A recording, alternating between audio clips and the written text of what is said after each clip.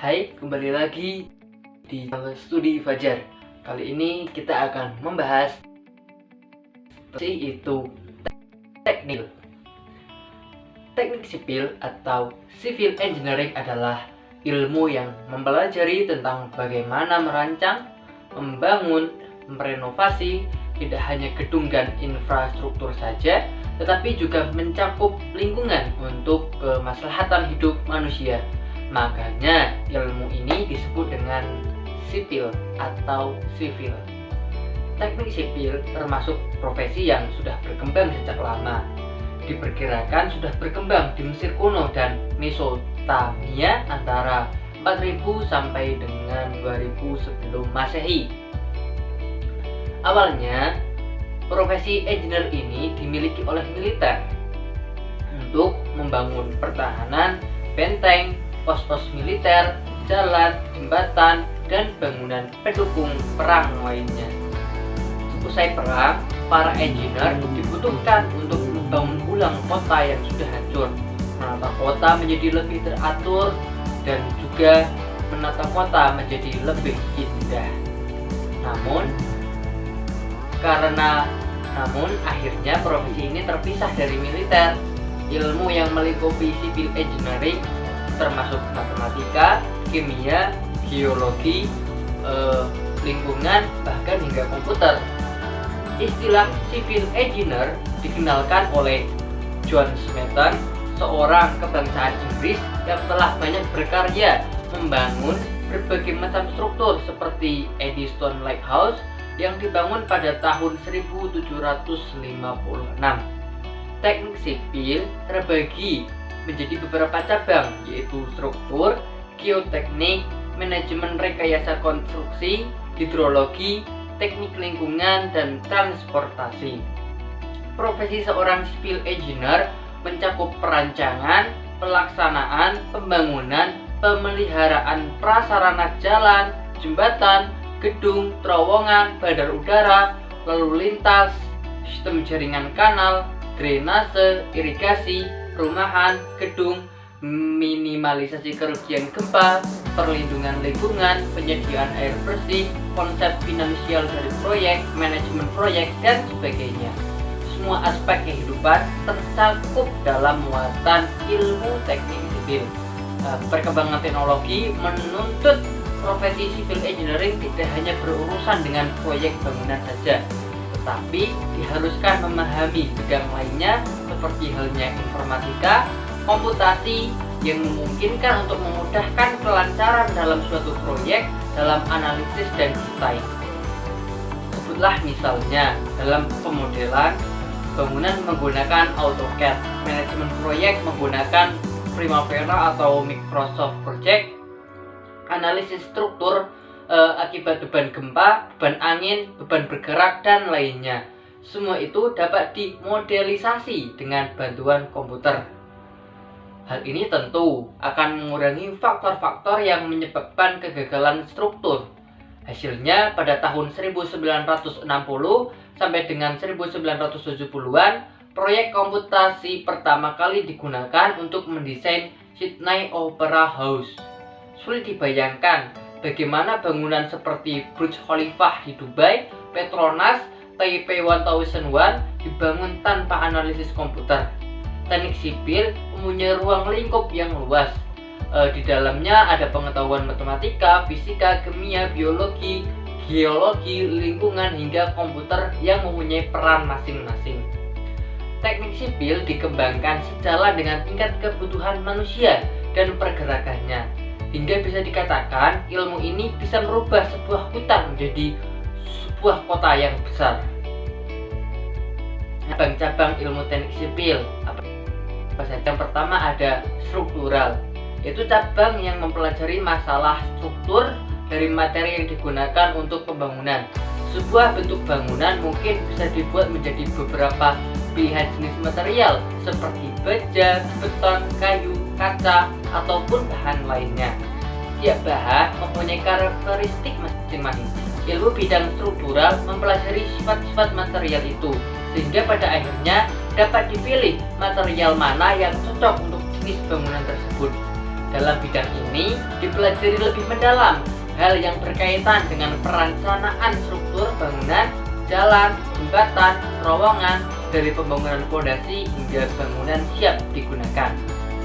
Yang kedua ada geoteknik, yaitu cabang yang mempelajari struktur dan sifat berbagai macam tanah menopang suatu bangunan berdiri di atasnya.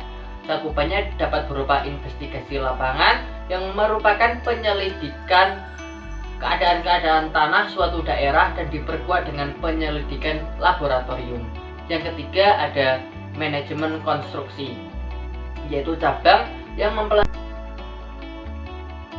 yang berkaitan dengan ekonomi, penjadwalan pekerjaan, pengembalian modal, semua hal yang berkaitan dengan hukum dan perizinan bangunan hingga pengorganisasian pekerjaan di lapangan sehingga diharapkan bangunan tersebut dapat selesai tepat waktu.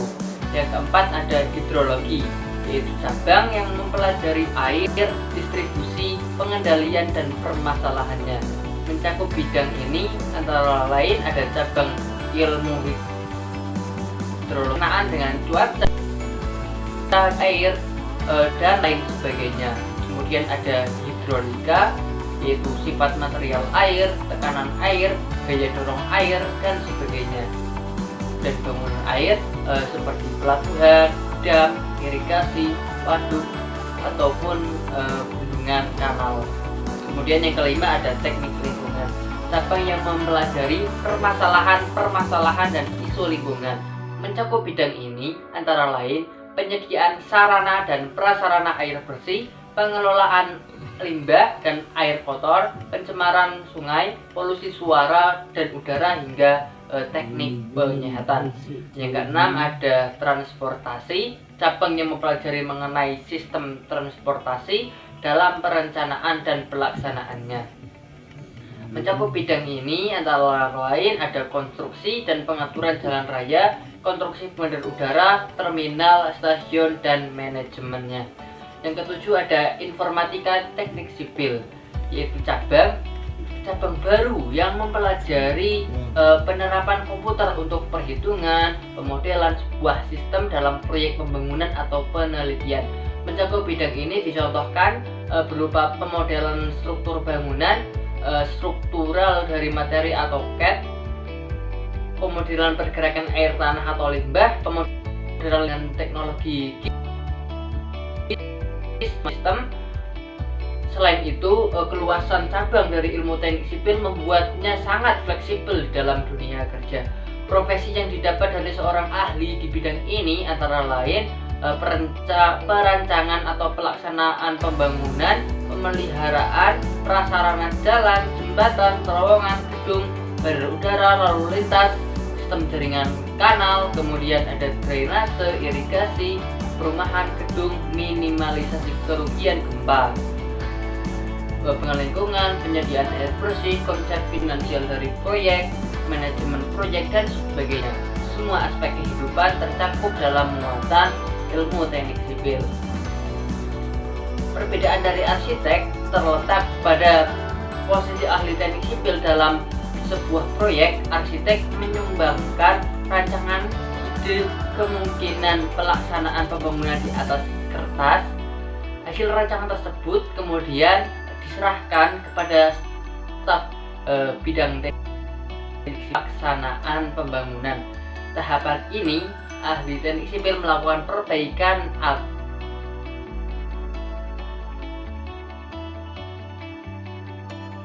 mengampuni jalannya proyek agar sesuai dengan perencanaan.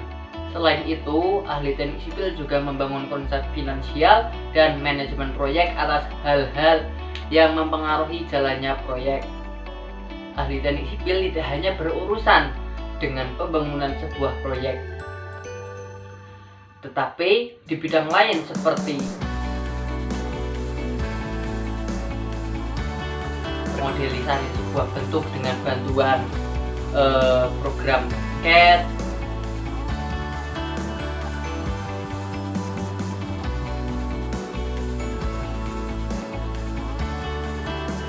dan sebuah bangunan video seperti reaktor nuklir.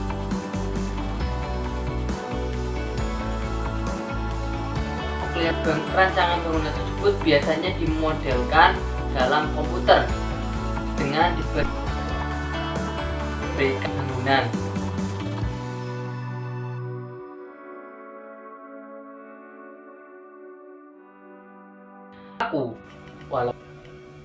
Walaupun gedung telah seperti terletak pada pemeliharaan fasilitas gedung tersebut,